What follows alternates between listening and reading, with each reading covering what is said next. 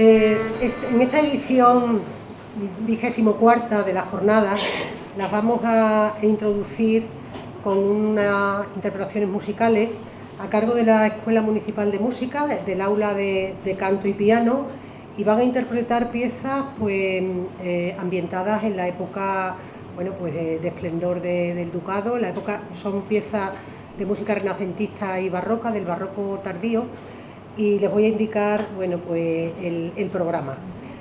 En primer lugar, se va a interpretar la sonata Opus 1 de Elisabetta de Gambarini, el cancionero musical de Palacio, Romérico, Tú que vienes, de Juan de la Encina, del cancionero de Uppsala, Soy serranica, que es anónimo, y Il ballerino de Giovanni Giacomo Gastoldi. Forman parte del aula de canto y piano y van a interpretar en el piano Yu Yuan. Las voces femeninas son Ana Rosa Chávez, Cristina Guillén, Raquel Romero, Raquel Sánchez. Y las voces masculinas, José Luis Blanco, Saúl Calvo, Julián Corchero y José Antonio Peña. Las profesoras, María del Carmen Peña y Valentina Rincón. Por favor, los móviles, siléncienlos y va a ser, espero que gocemos todos de este espacio musical.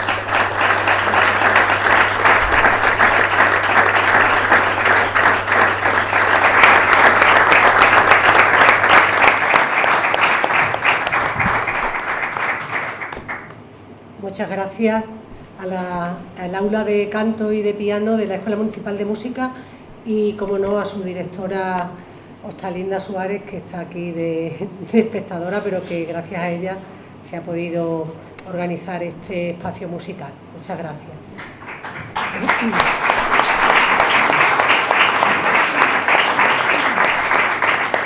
Bien, pues para abrir las jornadas de esta edición de 2023, paso la palabra al alcalde, a Juan Carlos Fernández, que va a inaugurarla. Muchas gracias. Muy buenas tardes a todos. Debo de confesarles que no suelo sentir vértigo cuando intervengo en público, pero hoy siento alguno. Hoy siento alguno porque estamos ante un auditorio de personas expertas y de personas aficionadas a la historia, que saben bastante sobre sus particularidades, y para un alcalde que puede, como algunos de ustedes saben, tener alguna afición sobre esto, no es fácil estar a la altura del auditorio en estas circunstancias. De modo que pido perdón humildemente por mi osadía al dirigirme a todos ustedes y decirles simplemente que me siento orgulloso de participar en este acto, que este sea una de mis primeras intervenciones, ya he hecho algunas, pero no muchas, y todas en el marco de las festividades de la Luna al Fuego, por las que tanto cariño tenemos, y que este orgullo se tiene que traducir en obras concretas y en cosas concretas. Y entre lo concreto está, lógicamente, el apoyo a esta jornada, el apoyo a sus organizadores, que hacen un trabajo excelente, sin el cual, sin esa colaboración voluntaria también de mucha gente, sería imposible desarrollar estas actividades. De modo que me siento muy contento y muy agradecido, superada esa osadía de dirigirme a ustedes, y voy a aprovechar esta ocasión que se me brinda, antes de dejar el paso al profesor Pedro Martín Baños con su conferencia sobre Antonio de Nebrija. Comentaba yo cuando subía con José María Moreno que en los factos del 92 todo el mundo nos acordábamos, como es lógico, del descubrimiento de América, y que todo aquello llenó de contenido todo aquel año. Pero hubo otras muchas circunstancias, otras muchas cosas, entre ellos la publicación, si no me equivoco, de la primera gramática de la lengua castellana, cosa que no es ninguna tontería. Pues antes de dejarle el paso, de dejarle la palabra al profesor Martín Baños, yo quiero plantearle un reto a los organizadores de esta jornada. Estamos en la 24ª edición. El año que viene será la 25ª. Y yo creo que es ocasión de hacer alguna cosa especial. Entonces yo les planteo si pueden esforzarse un poco más de lo que ya lo hacen y podemos darle un carácter un poco más, permítanme decir espectacular, si les parece, a este tipo de actividades, porque Zafra lo merece, porque el Centro de Estudios del Estado de Feria lo merece, porque sus organizadores lo merecen y porque yo creo que todos vamos a disfrutar mucho. De modo que yo lo dejo ahí, dejo el reto, a ver si recogen el guante y entre todos podemos ponerlas en marcha, una jornada que sea un digno modo de celebrar el 25º aniversario de la misma. De modo que yo no quiero entretenerme más. A quien vienen ustedes a escuchar, al doctor Pedro Martín Baños, yo tengo poco que decir aquí, ciertamente. Estoy seguro que van a disfrutar de la conferencia y lo que procede, sin más, es declarar inaugurada esta 24ª jornada de Historia de Zafra y de Estado de Feria. Que la disfruten ustedes. Muchas gracias.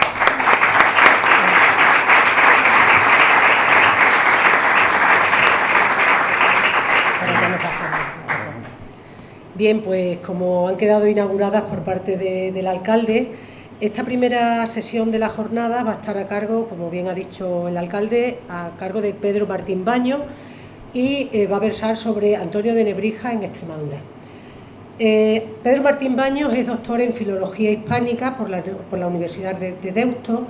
Allí defendió su tesis doctoral, que llevaba por título El arte epistolar en el Renacimiento, 1400-1600, que fue publicada por la propia universidad en 2005.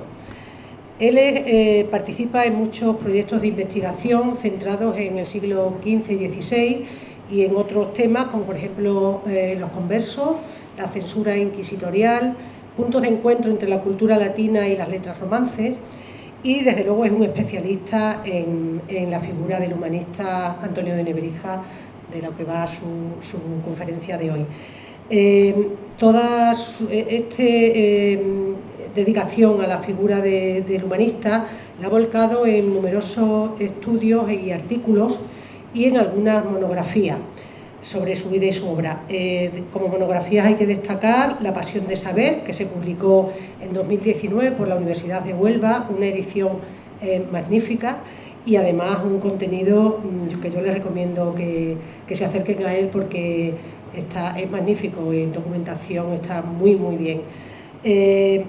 También tiene publicada Nueva Caracola del bibliófilo nebrisense, que es un repertorio bibliográfico de la obra impresa y manuscrita de Antonio de Nebrija en los siglos XV y XVI, que lo publicó la Universidad de Salamanca en 2022, coincidiendo con el 500 aniversario del fallecimiento de Antonio de Nebrija, que se celebraron todos los factos pues, en 2022, como sabéis.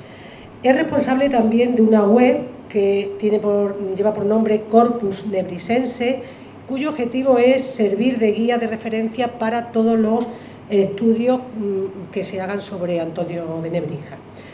Y actualmente prepara un estudio sobre la biblioteca de Barcarrota, está en ello, con material inédito, que bueno, estaremos deseando de conocer cuando salga a la luz. Muy bien, pues yo sin más les dejo con Pedro Martín Baños.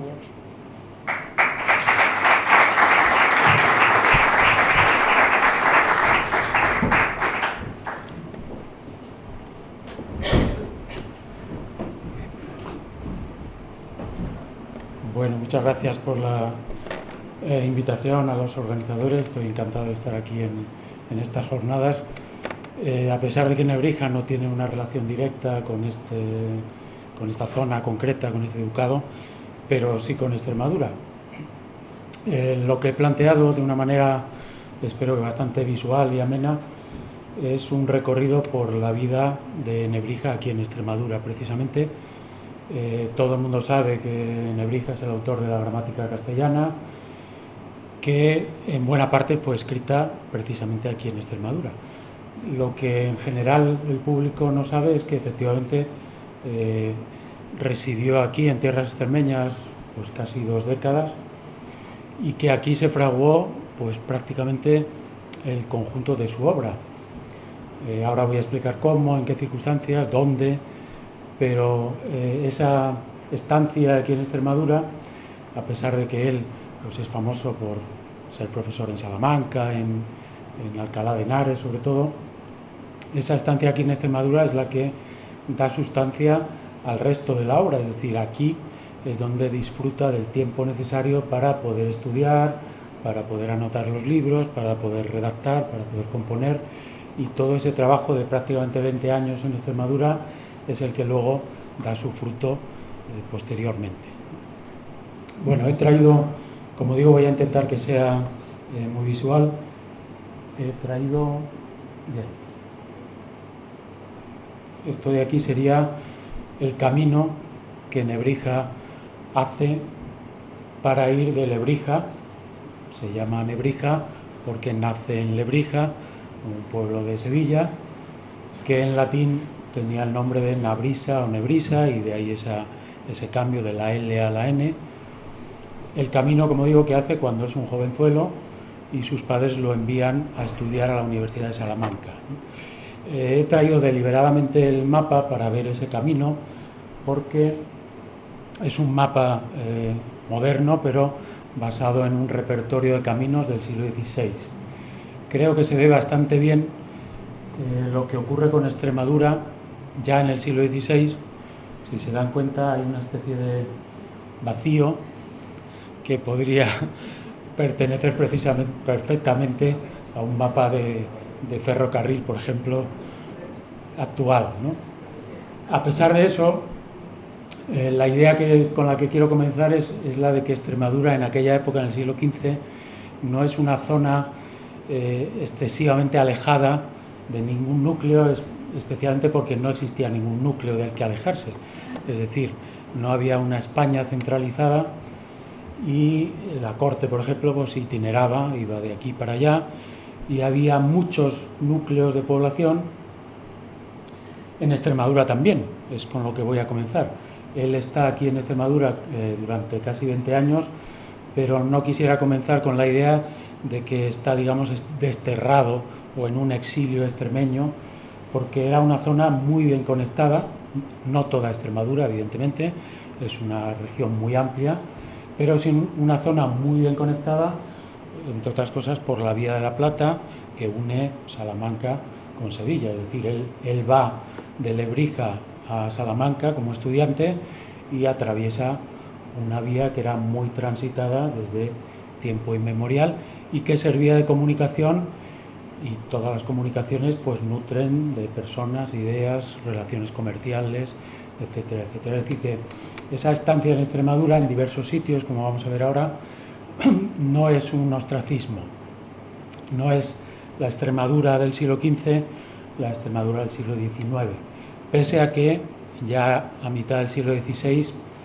empecemos a ver que otras zonas, simplemente la densidad de los caminos de otras zonas de Castilla, pues está bien clara, ¿no? Pero esa idea de que no está apartado es la idea con la que quiero comenzar.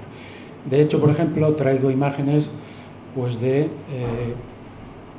una de las primeras imprentas que existe en Castilla y Portugal, y es una imprenta que tiene su sede en Coria. Coria es en aquella época, ahora mismo es un pueblo modesto, pero en aquella época es una ciudad muy interesante, muy pujante, muy cercana de Salamanca, y aunque no es una imprenta establecida con duración en el tiempo, pero sí es una imprenta muy temprana, es uno de los primeros sitios donde se imprimen libros en España.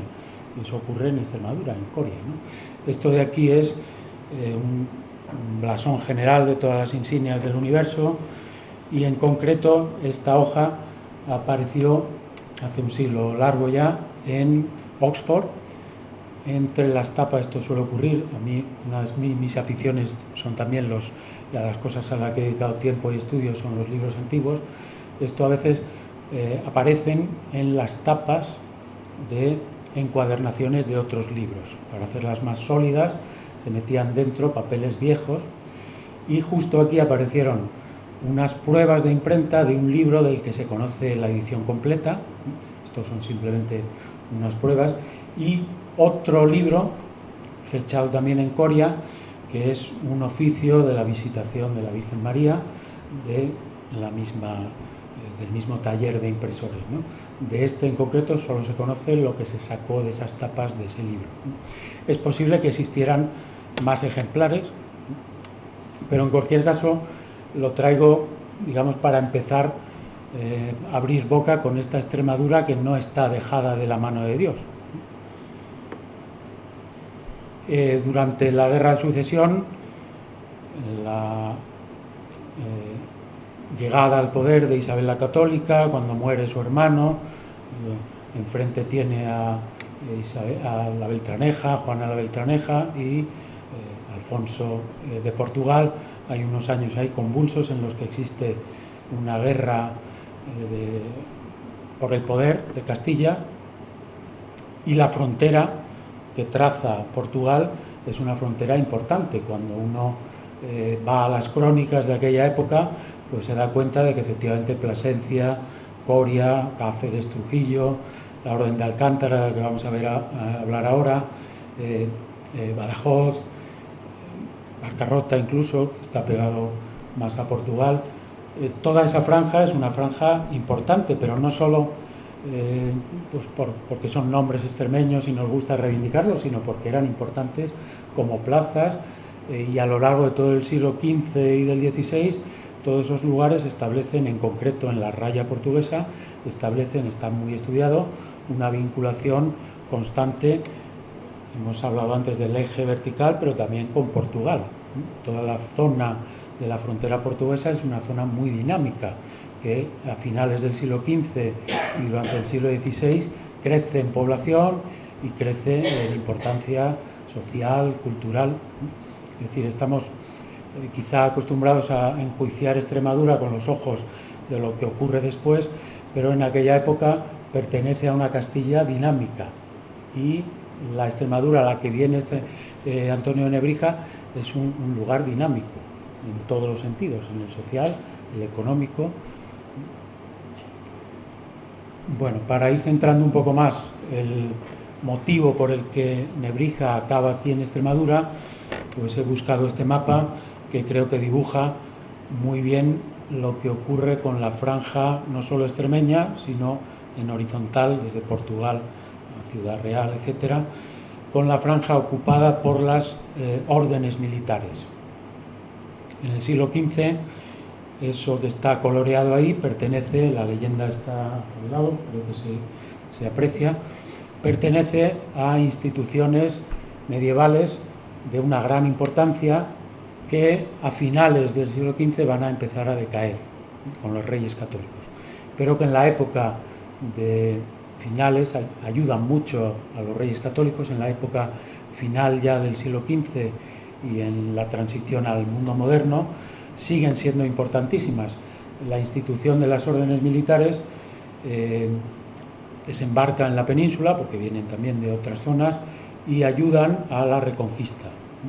Los reyes se apoyan en esas órdenes, eran semimonásticas, los que pertenecían a las órdenes militares hacían voto de pobreza, de castidad, eran una especie de monjes, soldados, y controlaban, como se ve ahí, unas franjas enormes de terreno, servían a los reyes, a otros nobles, con sus ejércitos y con las rentas, con dinero. Bueno, pues toda esa franja ocupada por esas órdenes militares va a ir desapareciendo, porque los reyes católicos, lógicamente, unifican, todos lo sabemos, el poder, y entre otras cosas intentan apartar del poder a los nobles, y uno de sus movimientos es apartar del poder a los titulares de las órdenes militares. La que nos interesa es la orden de Alcántara. No es la de esta zona, pero sí es la que interesa a la vida de Nebrija, porque él va a venir aquí al servicio del último de los maestres de la orden de Alcántara, don Juan de Zúñiga. Las posesiones de la orden de Alcántara se dividen en dos partidos: el partido de Alcántara, que es el que da nombre a la orden, y el partido de la Serena. En medio, como ocurre en la Castilla de aquella época, pues uno podía ir del partido de la Serena al de Alcántara atravesando jurisdicciones muy diversas. Podía atravesar territorio que perteneciera a los reyes, pero también cruzaba otros territorios pertenecientes a otros nobles. Bueno, era la disgregación típica de la España del siglo XV, que luego los reyes católicos tienen interés en unificar. Esa distribución en esos dos partidos es la que explica la presencia de Nebrija en Extremadura, con la documentación que existe sobre dónde residió, en qué casas. Bueno, pues eso responde a que efectivamente él reside al servicio del maestre de la Orden de Alcántara, que se desplaza de un partido a otro en virtud de sus necesidades administrativas, todos los asuntos que tienen que resolver los grandes nobles, pero que no solo está aquí en Extremadura. Es decir, no hay que imaginar, como he dicho antes, a un Nebrija puesto allí iba a decir a enfriar, probablemente no es la palabra, conociendo Extremadura, puesto allí olvidado de la mano de Dios, sino que el maestre, todos los maestres lo eran personajes de altísimo nivel político, y eso quiere decir que están viajando en sus territorios, solucionando sus problemas, pero también acuden a la corte, a Valladolid, a Sevilla, a Portugal, allí donde sean llamados, porque pertenecen al círculo más estrecho de la gobernación del país. Todos los maestres, incluido el de Alcántara. Eso hace que Nebrija viaje también, no está anclado en Extremadura, olvidado en Extremadura, sino que viaja, y están documentados viajes en ese periodo extremeño a partes diversas, sobre todo Sevilla, el eje vertical sigue operando, sobre todo Sevilla y Salamanca, pero también muchos otros sitios. Bueno, justo cuando empieza el reinado de los Reyes Católicos, hay un embrollo enorme con el maestrazgo de la Orden de Alcántara que hace que se enfrenten varios maestres. El último, el que va a llevarse el gato al agua, es don Juan de Zúñiga. Esto es un cuadro de la Biblioteca Colombina porque acabó sus días como cardenal, ahora lo comentaré. Y los duques de Plasencia, que son los padres de don Juan de Zúñiga, pues ponen toda la carne en el asador para que su hijo, que era un jovenzuelo, se hiciera con el control de la Orden de Alcántara, que, como digo, no era un cargo menor. En aquella época era una cosa importante, era lo que hoy diríamos, pues, lo que hoy equivaldría a un político de alto nivel. Este hombre, que es un jovencito, cuando asume la encomienda, la va a asumir, como está puesto ahí, desde el 75, en esa época convulsa en la que todavía el reino se está decidiendo si va a ir a manos de Isabel más Fernando, o podría haber acabado en manos también del rey de Portugal. Bueno, en esa época convulsa es cuando este hombre se hace con el maestrazgo y va a ser maestre titular como tal hasta 1494.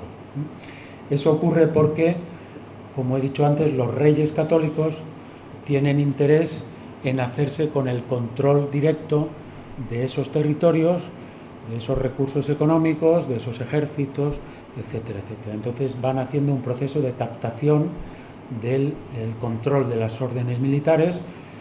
La orden de Calatrava acaba en sus manos en el 89, la de Santiago en el 93 y la de Alcántara en el 94. Se firman unas capitulaciones por las que el maestre cede el control a los reyes, aunque deja para sí, digamos, consigue una serie de prebendas. Va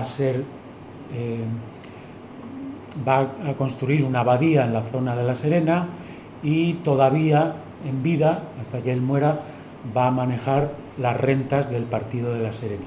Pero los reyes han conseguido ya en ese 1494 el control cuando el maestre muera, que era la idea. El maestre va a morir de forma inopinada cuando tenía aproximadamente unos 40 años.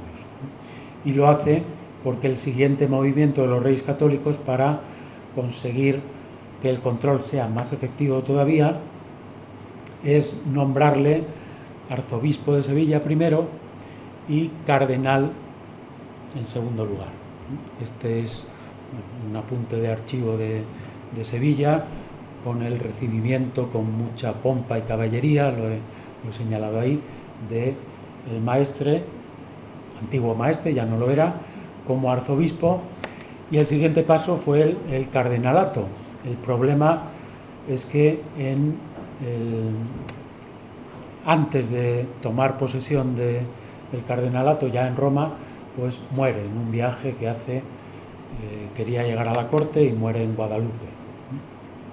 El destino de Nebrija habría sido muy distinto de no haber muerto el maestre de la Orden de Alcántara, ex maestre, porque está documentado que el antiguo maestre, ahora arzobispo y futuro cardenal in pectore, lo había nombrado como su secretario personal. Después de unos meses de turbulencia, no se sabía muy bien qué iba a ocurrir, pero finalmente lo nombra como secretario, y la vida de Nebrija habría dado un vuelco pues muy distinto. Al ser secretario de un cardenal, probablemente habría acabado en Roma.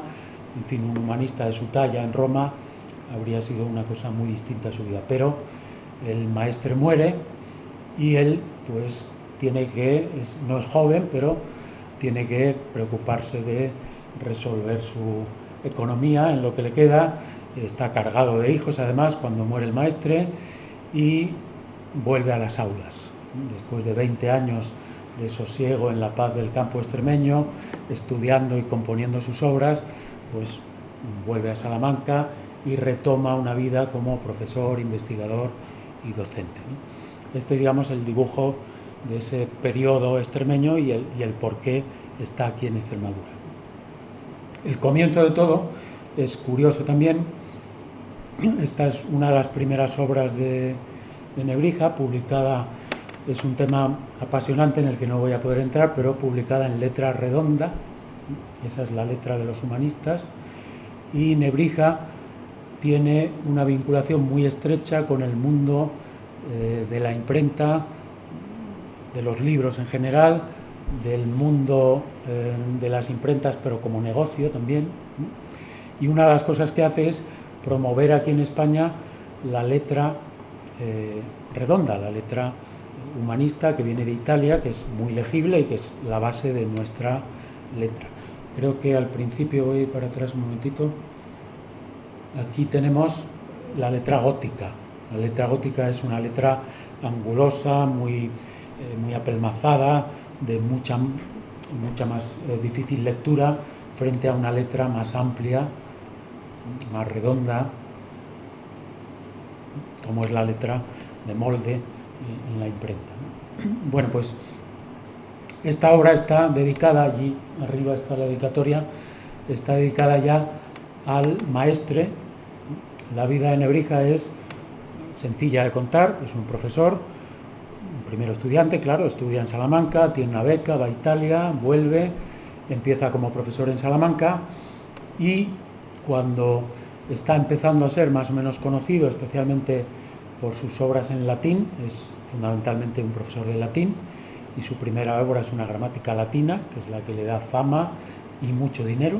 Como he dicho, está metido en ese mundo empresarial y sabe sacar partido, es uno de los primeros intelectuales en preocuparse de buscar la rentabilidad de su obra, ¿no? Con bastantes siglos de adelanto. Bueno, pues está más o menos ya despegando su carrera como investigador, sobre todo gracias a la gramática latina, y en ese momento, justo en ese momento, él se acerca a la corte.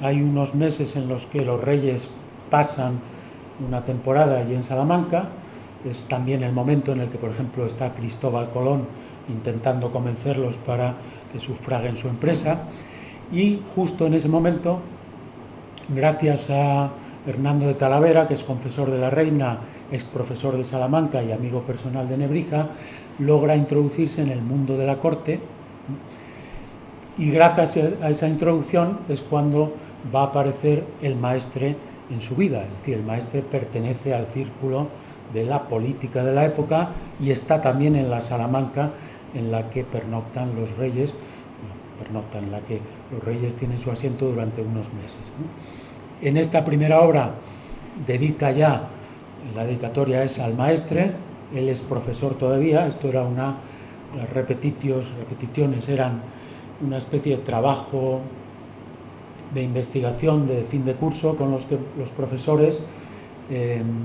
cerraban el curso escolar, los catedráticos. Estaban obligados a hacerlo por estatuto, pero la picaresca española, que en aquella época ya existía, y la universitaria no la han inventado ahora, ya existía en aquella época, pues yo tengo documentado y escrito en la biografía que la inmensa mayoría de los profesores se escaqueaban directamente de esa obligación. Y Nebrija es de los pocos que era cumplidor y al final del año escolar él proponía un trabajillo de investigación, unas 20 páginas más o menos, lo que hoy sería pues, un artículo. Era una lectura solemne la que se hacía ante el claustro y ante los alumnos que querían acudir, y él puntualmente ponía esa repetición en manos de los colegas y de los estudiantes y se preocupaba de llevarla a la imprenta. Bueno, sabemos que en esta, que es para él la segunda, repetitio secunda, quiere decir que es la segunda que hace como catedrático, al final hizo 9 a lo largo de toda su vida, y en esta segunda, en esa fecha, el contacto con la corte y el contacto con el maestre ya se ha producido, de tal manera que al año siguiente ya no es profesor, sino que se traslada con el maestre a Extremadura. El maestre le exonera de la carga docente y le propone formar parte de su séquito. Esto de aquí es algo que está todavía sin editar. Con su permiso voy a beber un poquito de agua. Es un libro que está todavía sin editar. Son unos poemas. Hay una faceta de Nebrija que es muy interesante, que es la faceta de Nebrija como poeta latino. Y lo que hay arriba es una salutación, es un poema dedicado al rey. Dice ad Ferdinandum regem, al rey. Este librito está publicado cuando ya está en Extremadura, pero recoge una producción de varios años, y este poema está escrito precisamente cuando el rey está allí, en Salamanca, es decir, cuando Nebrija está tomando contacto, el primer contacto con la corte.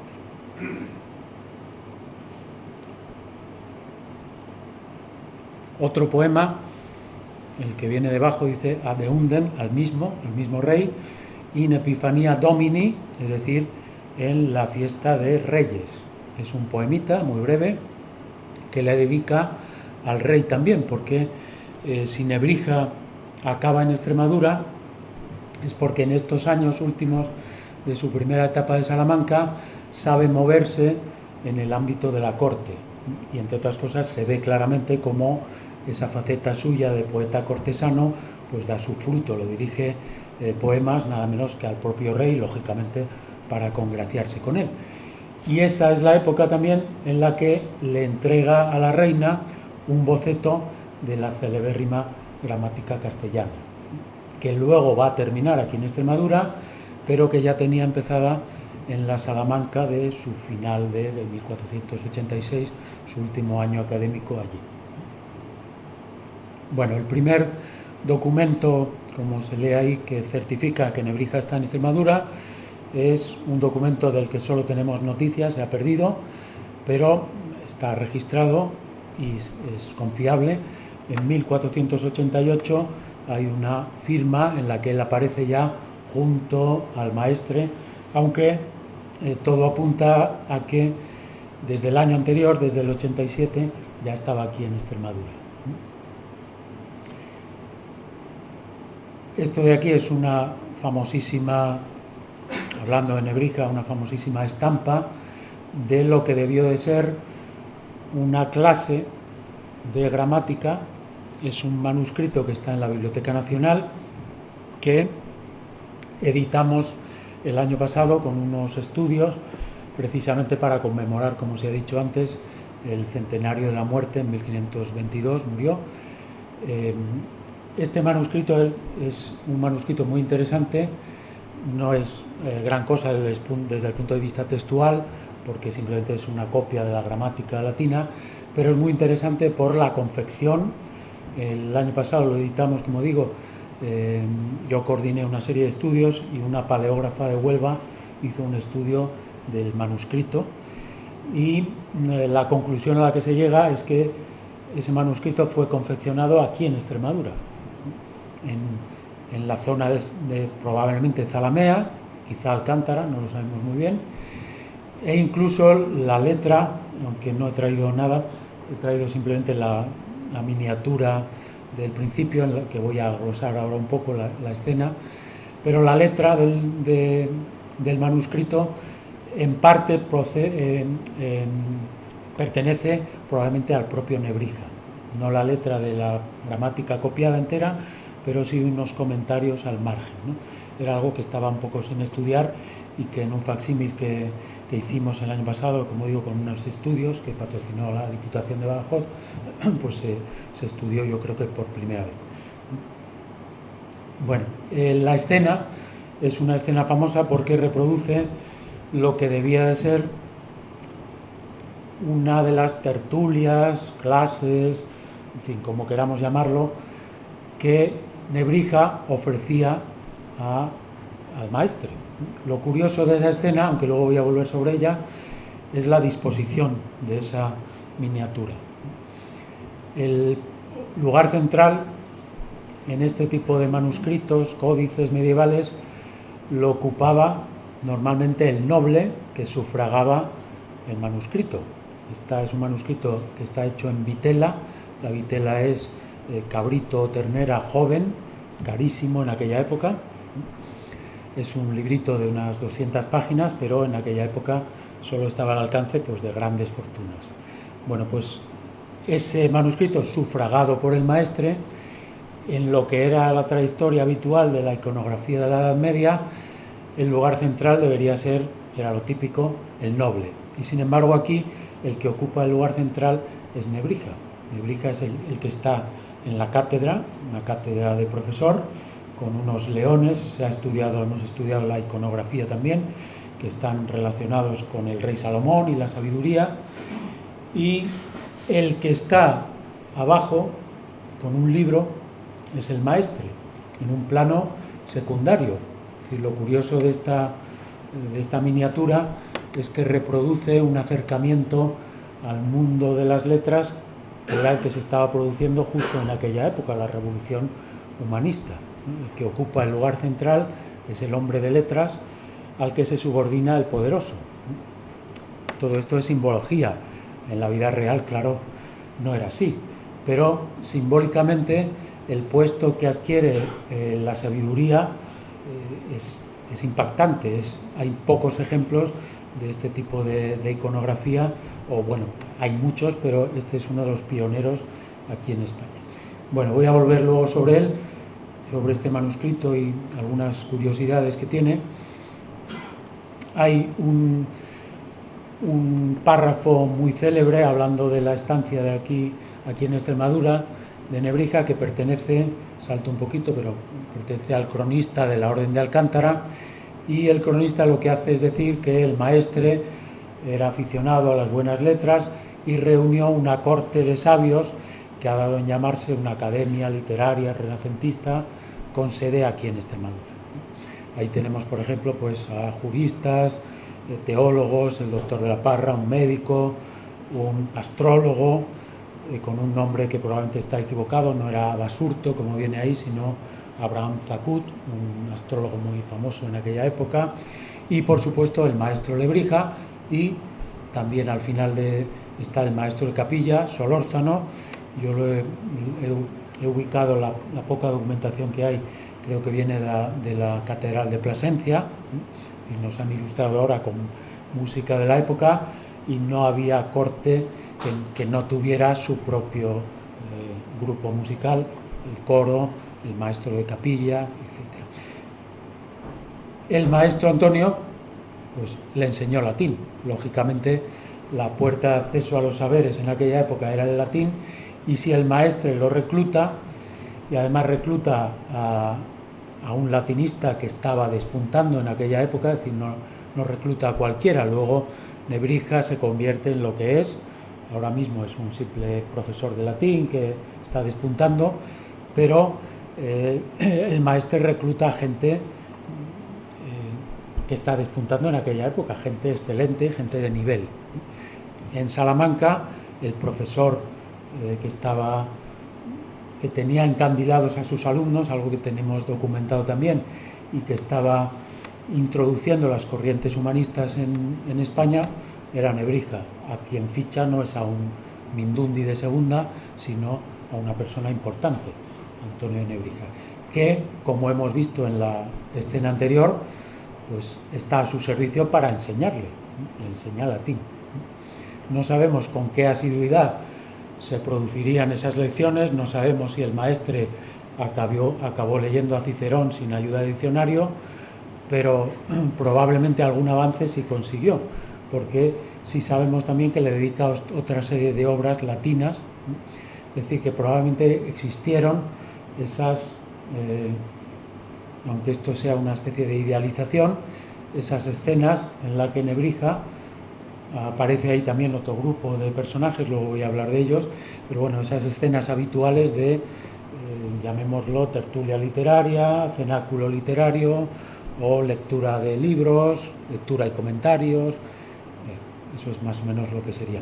No era una academia en un sentido estricto, sino más bien pues un círculo de sabios que en los socios del maestre pues le procuraban conocimiento. Bueno, voy a hacer un recorrido breve por la Extremadura en la que Nebrija radica, con documentación. Es decir, probablemente estuvo en muchas más partes de los dos partidos, de Alcántara y de Zalamea. No es cuestión de señalar todas aquellas casas en las que pudo pasar 1 o 2 noches, pero es lógico que eso ocurriera porque el maestre era itinerante. No había una corte ni para los reyes ni para el maestre, y el maestre iba y venía pues en función de sus necesidades. Pero claro, también tenía una serie de lugares preferidos donde el maestre establecía la residencia, por ejemplo, pues durante 3 meses, 4 meses, ¿no? Entonces, el primer lugar donde desde antiguo se sabe que Nebrija tuvo casa junto al maestre es Zalamea, ¿no? Cuando uno va a visitar la casa palacio de don Juan de Zúñiga, que hay que decirlo, está en un estado lamentable, eso merecía algún tipo de restauración, porque es un conjunto monumental al que se podría sacar muchísimo partido. En la parte del frente, justo lo que se ve aquí en la fotografía, ese frente con las ventanas, eso es lo que el maestre adosa a lo que era un castillo, que no había construido él, y lo convierte en una residencia señorial, adosada al propio castillo. Se conserva muy poco, está en un estado lamentable, y hay una prolongación que va a una casa particular. En alguna de las visitas que hemos hecho allí, al entrar en la casa particular se ven ciertas cosas, escudos, que yo creo que merecerían una restauración y que forman parte de lo poco que sabemos que el Antonio de Nebrija pudo ver directamente. Bueno, detrás de ese torreón es donde está documentado que Nebrija tuvo casa. En los últimos tiempos hemos recuperado otra documentación que habla de lo que he comentado antes. El maestre era itinerante y no era lógico que solo viviera aquí y que tuviera a sus sabios solamente en Zalamea. Ellos le acompañaban y hemos logrado documentar también otros lugares, ¿no? Pero este es el primero conocido. Cuando uno va allí a Zalamea, pues encuentra una placa diciendo: aquí Nebrija compuso la gramática castellana. Bueno, pues no solo allí, pero sí allí también, ¿no? La casa en concreto, pues es más o menos esta zona. Esto es la parte posterior, fuera ya del castillo. Son unas casas muy modestas y no tienen nada que ver con lo que fueron en aquella época, es decir, son casas modernas que no tienen ningún sabor. Lo único que han conservado es la memoria del lugar, y el lugar se sigue llamando calle Antonio de Nebrija, ¿no? Probablemente era esta ubicación, o un poquito más allá, un poquito más acá, ¿no? Es lo que está documentado.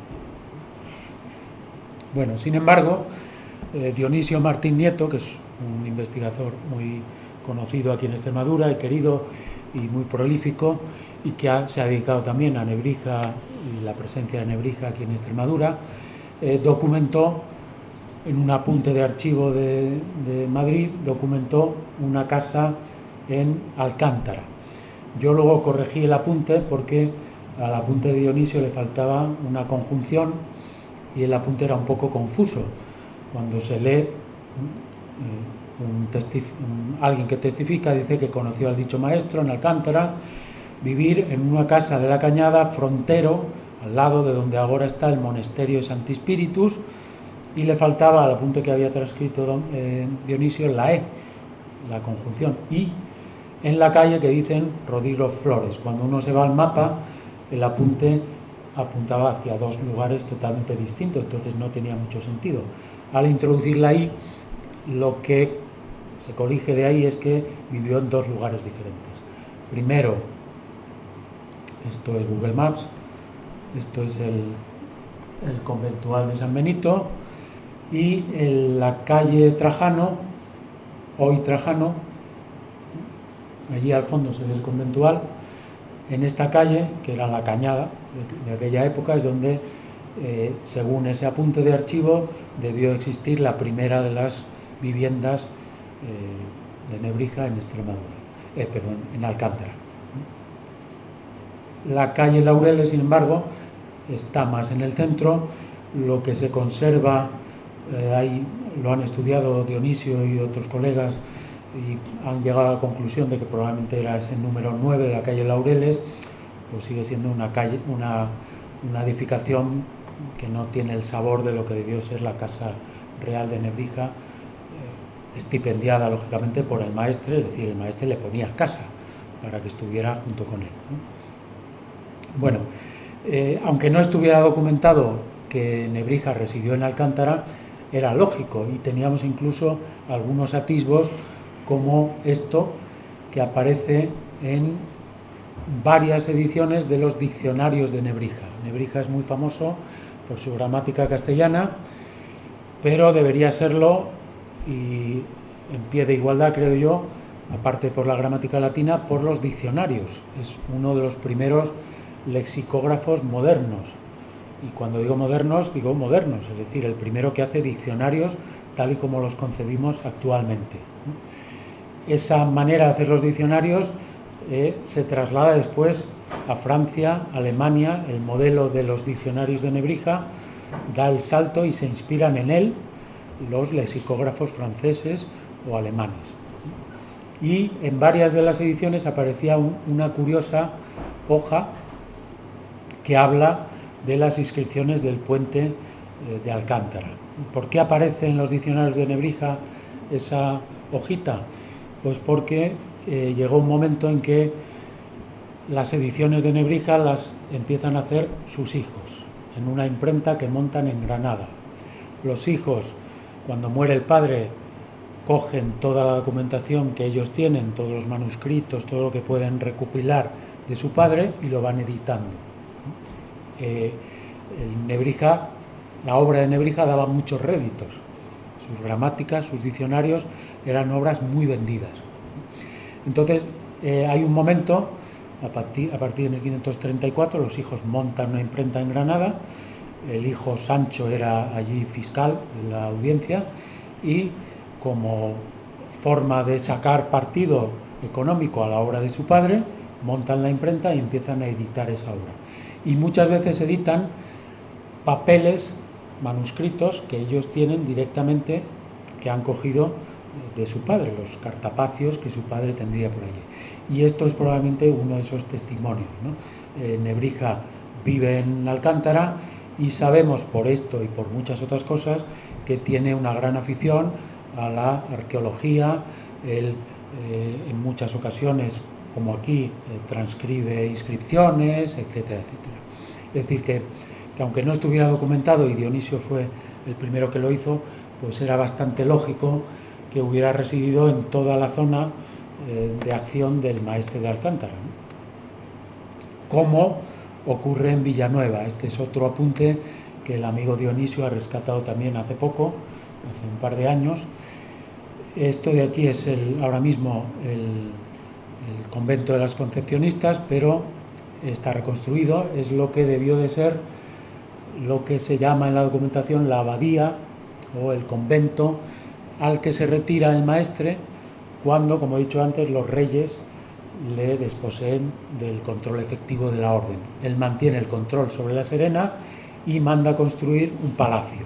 Ese palacio es lo que ahora es ese edificio, y en ese palacio hace poco también pues se ha hecho un acto para, digamos, que recordar que Nebrija también vivió allí en Villanueva de la Serena.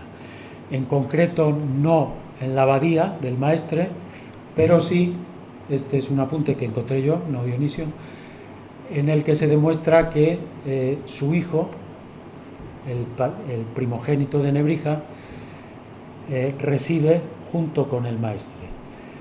Siendo un chiquillo, el primogénito de Nebrija, que se llama Marcelo, Fray Marcelo, recibe del maestre nada menos que una encomienda.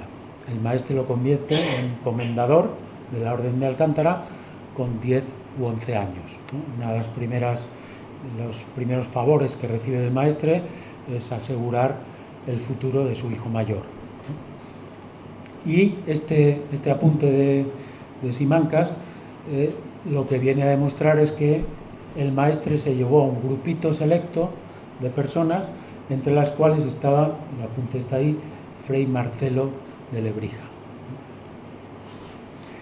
La vivienda de Nebrija en Villanueva, como digo, vuelvo a Dionisio, este es un apunte de él que ha exhumado él en Granada, en el que, pues, lo mismo, un pleito, uno de tantos, en los que uno de los que testifica pues habla del maestro Nebrija y dice que conoció allí a Sancho, el que monta la imprenta al que me he referido antes, en fin, y determina que efectivamente tuvo casa en Villanueva. ¿Por qué estos lugares? Pues porque esos lugares eran los lugares donde el maestre tenía una residencia, digamos, más estable.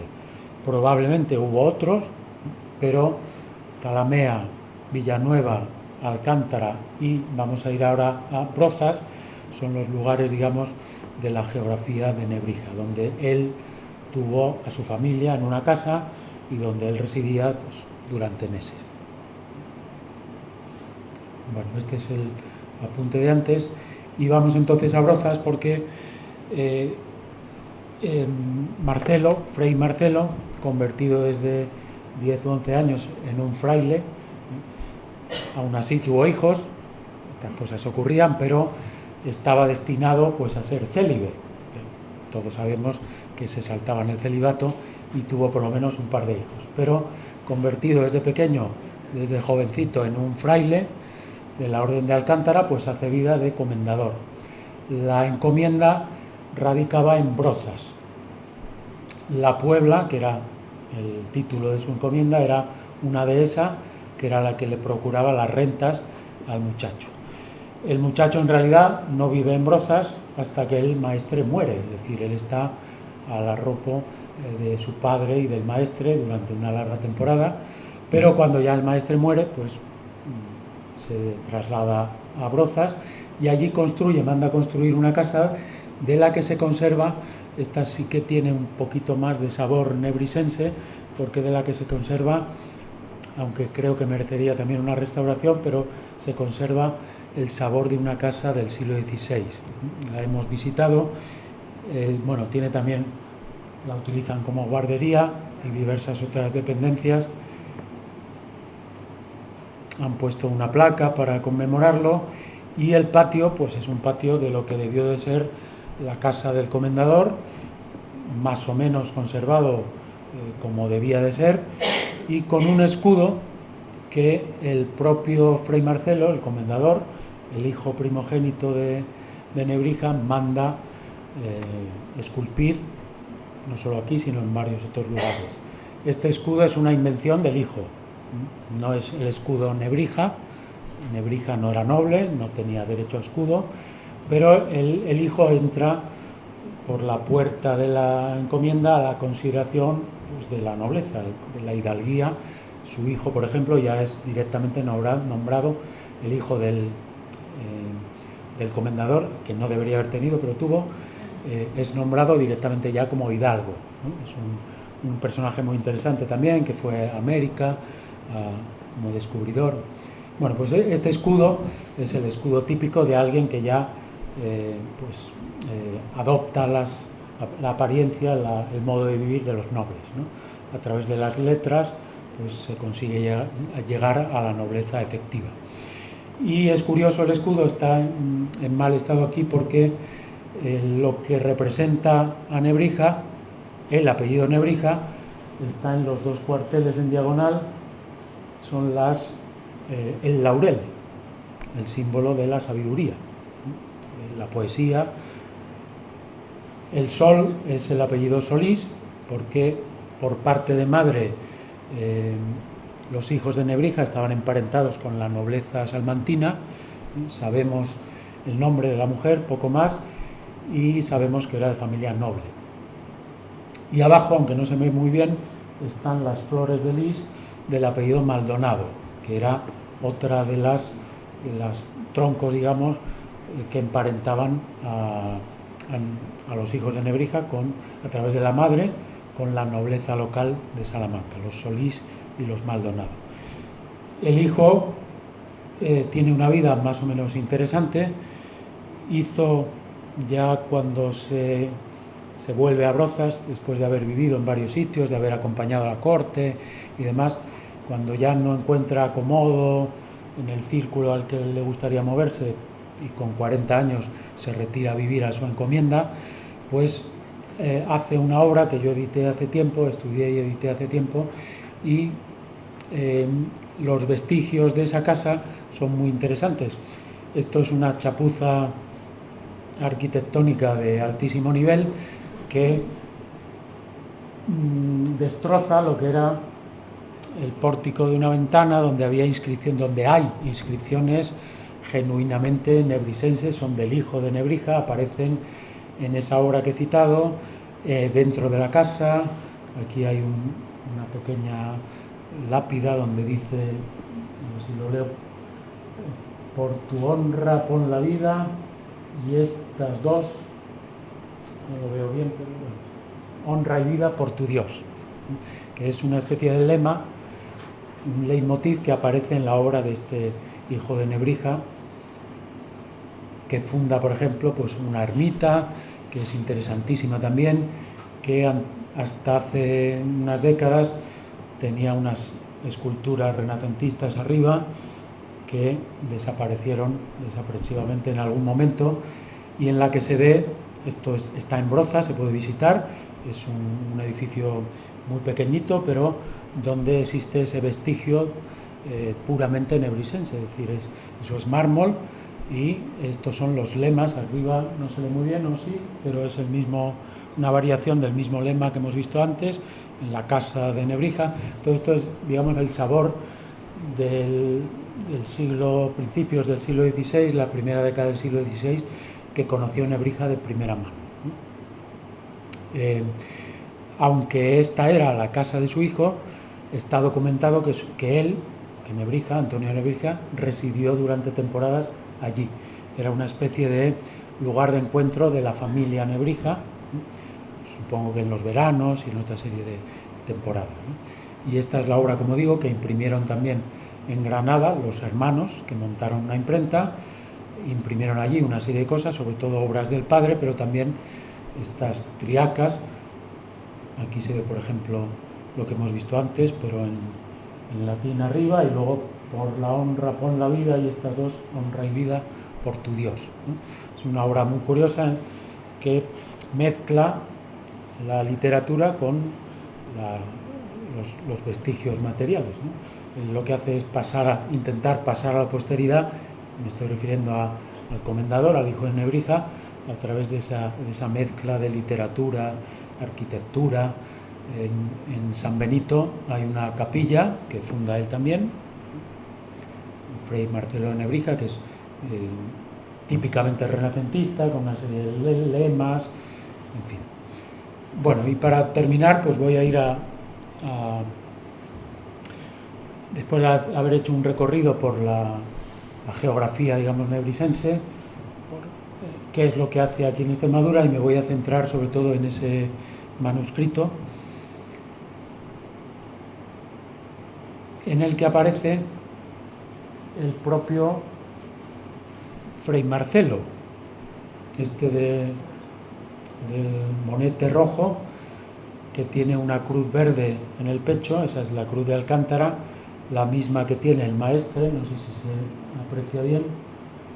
El maestre tiene también la misma cruz. Eso es lo que ha hecho sospechar desde hace mucho, se conoce esta miniatura, que ese de ahí es el hijo. Todo cuadra, además, yo estudié documentalmente la vida del hijo, y efectivamente todo cuadra, que con unos 10, 11 años fue nombrado maestre, ¿no? Y aparece ahí entre el público. Los que hay alrededor pues no se sabe muy bien quiénes son, está representando la idea de una clase de latín, quizá un poco idealizada, y pasada por el tamiz de esa ideología que hemos dicho antes, la ideología que intenta proyectar la propia miniatura, que es la de que el lugar central es el lugar de las letras. He traído para que se observe estampas parecidas sacadas de libros humanistas de la época, aunque no son exactamente iguales, pero sí están inspirándose. Nebrija conocía perfectamente este tipo de libros y este tipo de grabados, y están inspirándose. El miniaturista siguió las directrices de alguien que le intentó dibujar una escena iconográficamente potente, ¿no? La que más me gusta es la de arriba, yo soy profesor, y la escena de un aula donde pone silentium. Eso ya no se estila, pero ojalá recuperáramos la tradición. Es una gramática latina, y como se ve, los alumnos rodean al maestro, que tiene la figura central, lógicamente. Abajo es una estampa un poco distinta, pero es la de un maestro también. En este caso no son discípulos de corta edad, no son adolescentes, pero sí son otros humanistas que beben de él. Es decir, que la estampa viene a ser más o menos la misma. En el centro está el saber, y el saber se disemina hacia los lados. Bueno, no recordaba que había puesto esta ilustración. Este es el manuscrito. Tiene, como era normal en aquella época, en el cuerpo central el texto, y lo que hoy son notas a pie de página o comentarios, en aquella época se hacía en forma de corchete o abrochando el texto central, ¿no? Bueno, pues la paleógrafa que he citado antes, Elena Rodríguez Díaz, una eminencia en lo suyo de Huelva, ha estudiado el manuscrito, y la letra de las glosas, la letra más pequeña, es con toda probabilidad la letra de Antonio de Nebrija. Son unas glosas que él comienza pero no acaba. Luego, en la versión impresa, están ya las glosas completas. Digamos que lo que hizo fue brindarle al maestre un manuscrito, un códice, en época ya de imprenta, y dejar un poco a la mitad, empezarlo, pero dejar inacabados los comentarios. Vale, voy a terminar con un breve recorrido por algunas curiosidades de este manuscrito, que la Diputación tiró bastantes ejemplares, y en principio la idea era que llegara a todas las bibliotecas de Extremadura. Así que si alguien está interesado, bueno, yo tengo ejemplares en casa, pero la gente de la Diputación tiene ejemplares de sobra. O sea que, de verdad, que si alguien está interesado, se ponga en contacto conmigo, porque es un facsímil muy interesante, curioso, y para que esté en un almacén, pues mejor que esté en manos de gente interesada. Ahí tenemos, por ejemplo, pues el escudo del maestre. Es una de las cosas que permiten identificar, aparte de que sabemos que era la gramática de Nebrija, que permiten identificar a don Juan de Zúñiga. Se conocen de lo que debió de ser una biblioteca enorme y fastuosa, propia de un noble de la época. He dicho antes que Nebrija está en Extremadura, pero está en Extremadura con el mismo estatus que podía haber estado en Toledo o en cualquier otro lugar de una corte nobiliaria. Era una corte potente, ¿no? La biblioteca debió de ser, por referencias, inmensa y fastuosa, y solo sobreviven, y sabemos que sobreviven por los escudos, muy pocos ejemplares. Este es uno, y creo que tengo por ahí luego alguno más para terminar. Y bueno, el manuscrito es muy curioso porque está lleno de pequeños detalles, como por ejemplo estas miniaturas con el dorado, que era muy rico, incluso aquí al copista se le fue la mano en lo que estuviera haciendo, y para emborronarlo, pues eso da idea de los recursos que tenía. Lo emborronó, pero lo emborronó con el dorado. Eso podría llamarse una especie de desperdicio, pero está hecho con ciertos medios. Bueno, hay otra serie de miniaturas. La verdad es que está lleno de muchos detalles interesantes. Y la cátedra en la que está Nebrija, que es la que hemos visto al principio, la hemos visto en otro de los manuscritos que se sabe que perteneció a Zúñiga, que es el siguiente. Se va a apreciar, lo traigo precisamente para que se aprecie la similitud. Esto es una obra de Eusebio, una crónica de Eusebio. Ahora mismo está en Portugal, en la Biblioteca Nacional de Lisboa, pero está hecho por la misma mano. Tiene también el escudo de Zúñiga y está hecho por los mismos artesanos que hicieron el manuscrito de la gramática, ¿no? Hasta el punto de que en una miniatura de una página perdida por ahí, pues se ve claramente que se está reproduciendo el mismo modelo, un modelo parecido iconográfico del maestro sentado sobre la cátedra. ¿Hay algún mensaje oculto? Esto está por estudiar todavía. Le voy a dar la vuelta. Ahí no sabemos muy bien qué pone, pero es lo que tiene el maestre entre las manos. No sabemos si es la firma de alguien. Yo he sugerido que puede ser un verso de Boecio, pero no está muy claro. Yo leo non, in, for, y luego ahí ya no lo tengo claro. Fortuna podría ser, pero tampoco lo parece.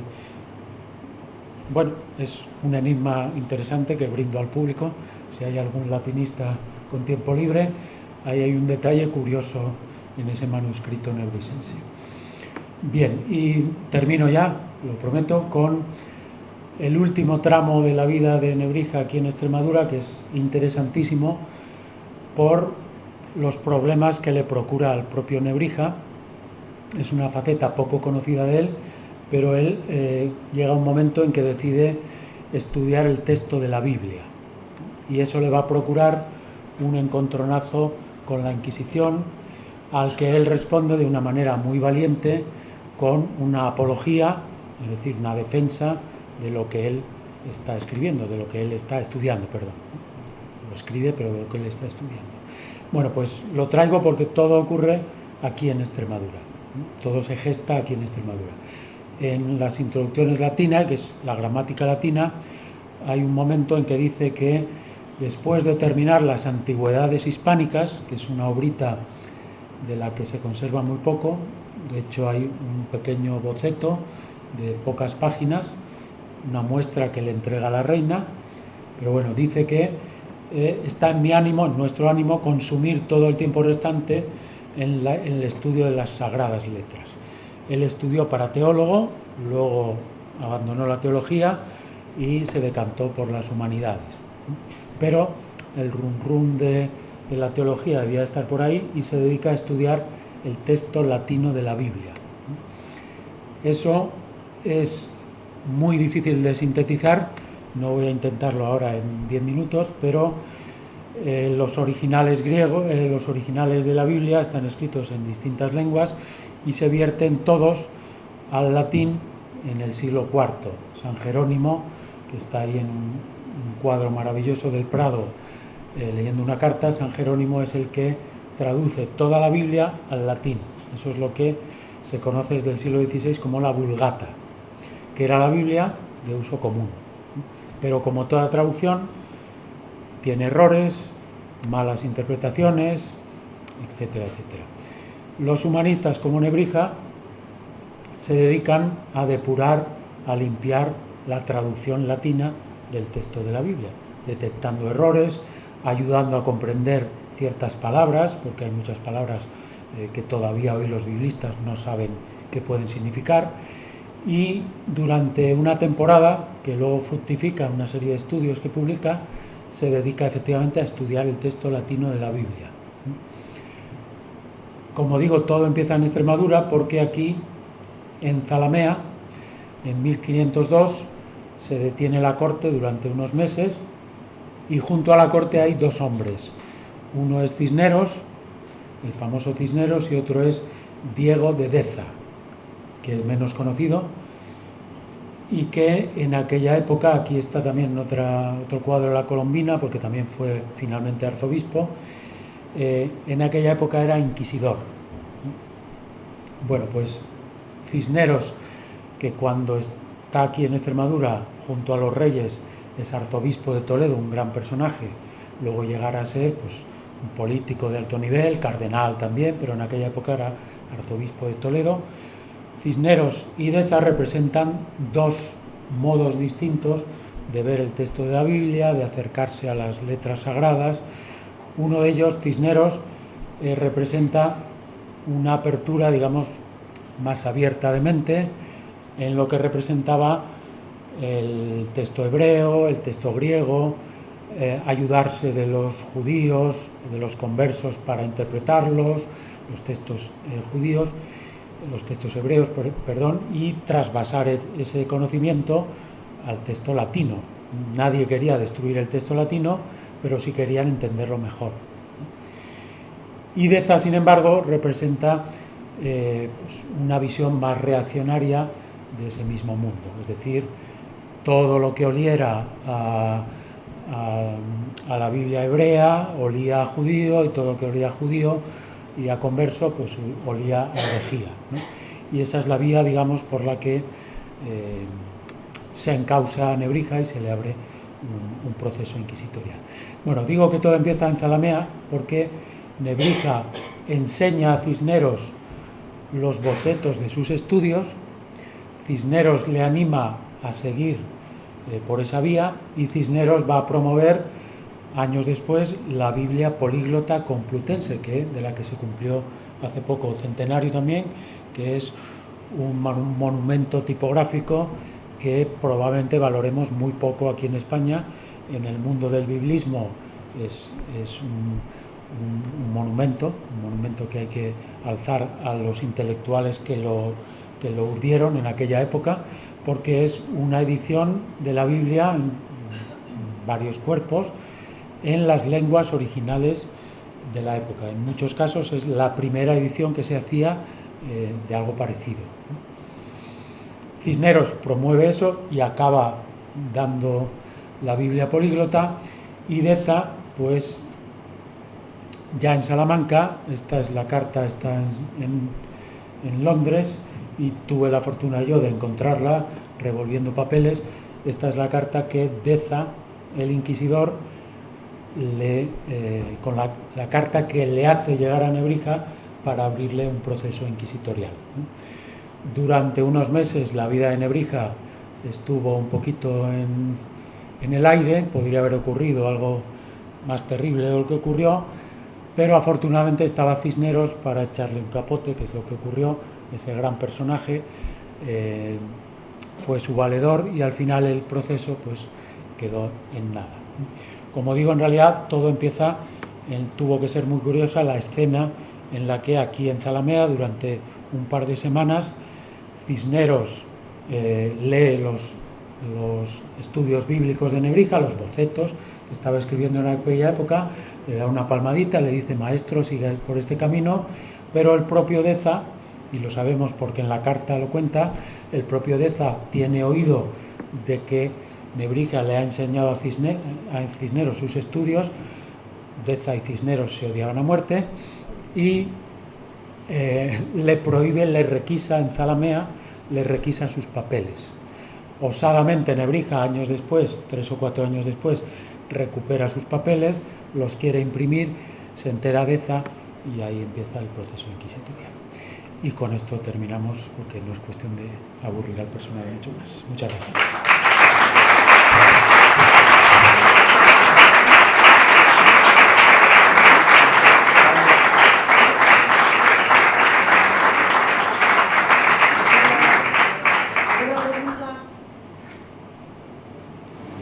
Yo sí tengo una pregunta. A ver, que la introducción del libro La Pasión de Saber comenta que los filólogos durante la segunda mitad del siglo XX se ha desperdiciado un poco las fuentes archivísticas, que ahora se está como empezando. ¿Puede desarrollar un poco la idea? Pues con mucho gusto, porque es algo que creo que no debería haber ocurrido nunca. Cuando lees, por ejemplo, a los filólogos de principios del siglo XX, a Menéndez Pidal y toda esa gente, pues se movían entre los impresos antiguos y los documentos antiguos, ¿no? Yo gráficamente lo suelo decir siempre como en Madrid, en el principio de la calle Serrano está la Biblioteca Nacional y tiras para arriba y llegas al Archivo Nacional, ¿no? Entonces los filólogos, no porque los filólogos quisiéramos o quisieran, sino porque los planes de estudio separaron de forma radical en especialidades estancas una serie de saberes que están conjuntos. Entonces, durante mucho tiempo los filólogos se redujeron a la Biblioteca Nacional, sin ir hacia arriba, hacia los archivos. Y afortunadamente desde hace un tiempo ya, por ejemplo, eso se ha reflejado en los planes de estudio. Yo, si soy capaz de leer estos papeles de archivo y demás, es de forma autodidacta, porque yo nunca he tenido en la carrera una asignatura de paleografía, ¿no? Cosa que en historia se ocurre. Desde el punto de historia puedes tener esa asignatura. No sé si en algunas filologías existe como optativa, pero en la mayoría no. Y efectivamente muchos filólogos pues no son capaces de leer esos papeles de archivo y claro, se pierde mucho, ¿no? Investigando en archivos pues encuentras, en mi opinión, el complemento perfecto a lo que luego ves por otro lado. Esa es una pregunta muy, muy interesante. Bien, pues si no hay... Sí. En nuestra obra somos bastante aficionados a quitarnos los personajes ilustres y últimamente está ocurriendo un poco en Villanueva, entre Villanueva y Zalamea. Hay incluso una reivindicación por parte de Villanueva de que la propia estampa que aparece en la portada de las introducciones, en vez de ser Zalamea, se ha planteado que podría ser Villanueva. ¿Qué opinas sobre esto? Y en segundo lugar, ¿qué opinión tienes del cómic de Agustín Comón sobre Nebrija? Pues lo del conflicto, digamos, regional, local y demás, yo soy de Bilbao y me da bastante igual todo. Y es verdad que Zalamea durante mucho tiempo ha sido el único lugar nebrisense, ¿no? A mí me consta, porque incluso en alguna conferencia ha habido algún resquemor, que no les gusta tampoco que venga a decir alguien pues que en Villanueva también vivió Nebrija y esas cosas, ¿no? Yo creo que son conflictos que hay que superar. Mi idea es que todo suma en lugar de restar y que pues, Nebrija, digamos que documentalmente, pues vivió en varios lugares y punto, no hay mucho más. Que allí se escribiera o no la gramática castellana, pues en mi opinión venía ya escrita de Salamanca, esbozada. Y luego, en mi opinión, pero sin contrastar mucho, vamos, sin peso documental, sin un papel que lo diga, mi opinión es que la escena probablemente refleja más bien el partido de Alcántara que el de Zalamea. Pero no deja de ser una opinión que tampoco, más que nada es por la fecha. En esas fechas el maestre todavía no se ha decantado tanto por el partido de Zalamea, pero eso no quiere decir nada porque también va y viene, o sea que creo que podría ser cualquiera y creo que incluso puede estar bastante idealizada la estampa, ¿no? O sea que no creo que sea ningún lugar concreto, o todos. Y el cómic, pues bueno, no me disgustó del todo. Es verdad que reconocí algunas cosas de mi libro y me hicieron bastante ilusión, que ciertas cosas que eran mías, vamos, pues aparecieran ahí reflejadas, como, no sé si lo habéis leído, el comienzo con el Calamón y demás, es una parte un capítulo en el que yo describo precisamente eso, y él lo ha tomado como una especie de leitmotiv, acaba y termina con eso, y bueno, me hizo ilusión. Se han hecho muchas cosas este centenario, y yo he visto obras de teatro, cómics, un montón de cosas, y en mi opinión, y ya que no está el autor aquí, porque si no, no lo diría, pecan de demasiado historicismo.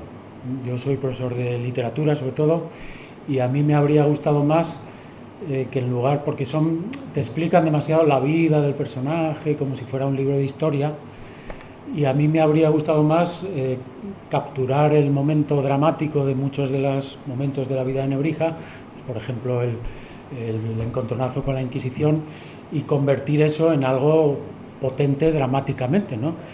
Son demasiado didácticos, intentan enseñar demasiado a través del cómic lo que es la vida de Nebrija, y bueno, está bien, ¿no? Pero yo lo habría hecho de otra manera, como autor, porque aquí estamos hablando de ficción y de otro tipo, un lenguaje distinto al histórico, ¿no?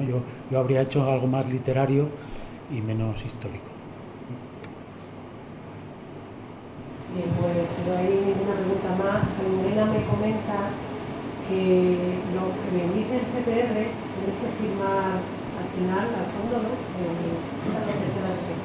Y bueno, pues nada más, mañana tenemos la segunda sesión, aproximación a la historia natural de Zafra y su entorno, a cargo del profesor José María Corrales de la Universidad de Extremadura. Muy bien.